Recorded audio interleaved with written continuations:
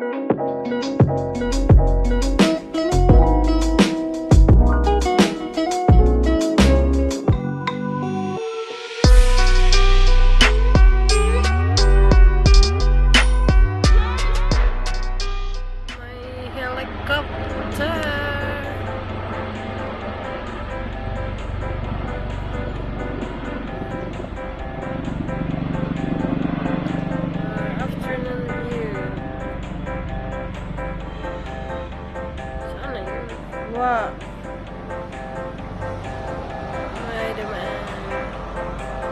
Hello, good morning, Foxy. How are you today? Where did you come from? Look at you, cobwebs everywhere. My cobweb dog. Oi, where have you been? Foxy, why you're napuno mo ka cobweb, ha? Oh, nagkabweb naman eh. Ngasuot-suot mo kabisan asa, oi. Hoy, ginoo ko, nansa na may mga dogi-dogi, oy, baby dog, oy, nga gikaboy bisa magtinaman, oy. Awa. You're a spider dog. Huh? So cute. So this video, guys, magluto ako ng I'm gonna cook dried nemepterid bisugo. I'm gonna fry the dried fish and ito ingredients ko. Tomatoes, garlic and onion, and then ground white pepper. Today mag-fry ako ng dried fish and tomatoes. So ingredient: tomatoes, onion, garlic, and ground pepper. Dried fish natin, guys. Ito siya. So oil, then the dried fish.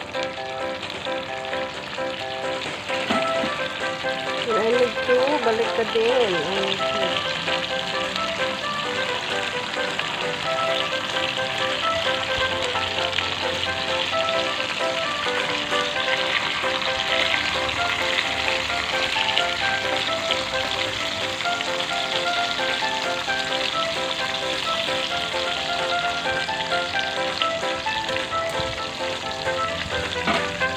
Yan, at saka may ano tayo. Pwede pang lagyan din ng ganun. Ito na, guys. Yung ingredients. Lah. Set aside ko muna yung mga fish, dried fish. At saka iprito ko muna yung onion at saka garlic.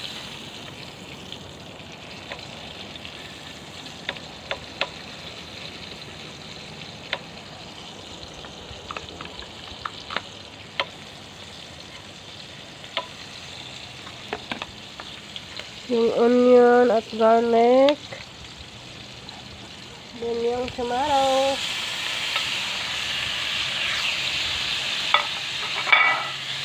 Yung nilagay ko yung na yung tomato.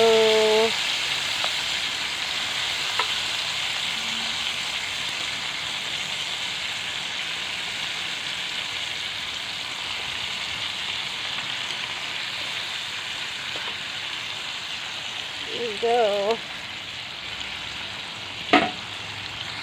Then lagyan ko sa and I'm gonna put ground white pepper,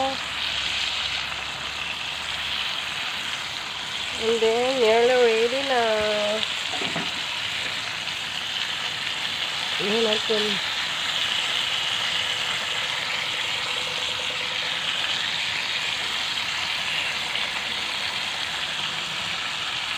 Nilagay ko siya sa number medium lang siya para siya masunog. So, there you go. Ang sarap-sarap. Nagugutom ako. Nangangamoy sa kapitbahay, guys. Ouch! Kasi maamoy sa So, tama-tama din umuulan na guys. So, tapos na yung niluto ko. Let's go. Yummy! Dried fish with a tomato. So, ito na guys yung